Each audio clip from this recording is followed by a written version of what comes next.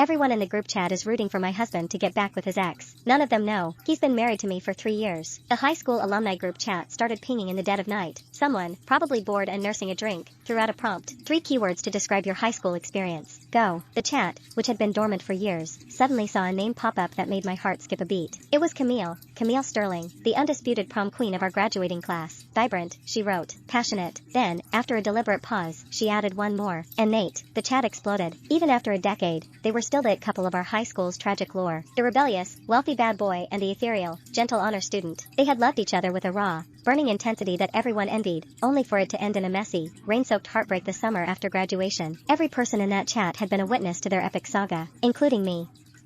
I shifted my gaze to Nate, who was sleeping soundly beside me. The jagged edges of the boy I once knew had been smoothed over by time and tailoring. Nathaniel Vance was no longer the leather jacket-wearing delinquent. He was my husband, distinguished, composed, and completely, utterly indifferent to me. That old thorn, the one I'd pushed deep into my skin years ago, began to throb with a dull, familiar ache. Chapter 1. It seemed the onlookers were more invested in the ghost of their relationship than the actual people involved. Camille's Instagram says she's single, but Nate, does anyone actually know? He went dark after the breakup, dropped out of the loop completely. Now the only place I see him is on Bloomberg. Please, the man is a machine. No scandals, no tabloid shots, just work. There's no way he has a girlfriend. Makes sense. When you lose the love of your life that young, everyone else is just noise. Why did they actually break up? Anyway, classic ego. She wanted to head to the Sorbonne. He was being a prick about it.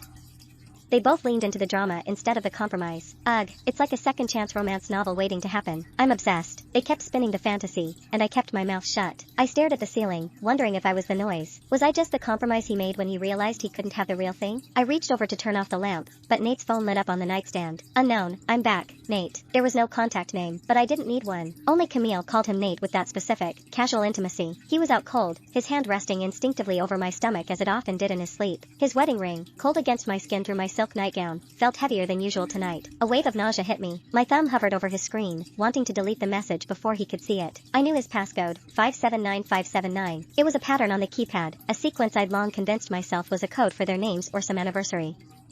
I stared at the lock screen for 2 full minutes, my heart hammering against my ribs, before I finally set it down. Going through his phone felt beneath me. Besides, Nate didn't indulge me the way he'd indulged her. I remembered a day in 10th grade when Camille had been fuming because a freshman girl wouldn't stop texting him. Nate had just laughed, sliding his phone across the desk to her. You jealous, babe? He'd whispered, his eyes dancing. I already blocked her, but go ahead, check the logs. Delete anyone you don't like. I'm all yours. Thinking about it now kept the sleep away. I stayed awake until 7, when the light finally started to bleed through the curtains. Chapter 2. Nate's internal clock was usually surgical. He was a man of routines, gym, shower, black coffee, office. But today, he stayed in bed. He stared at his phone for a long time, his thumbs moving slowly as he typed. He didn't get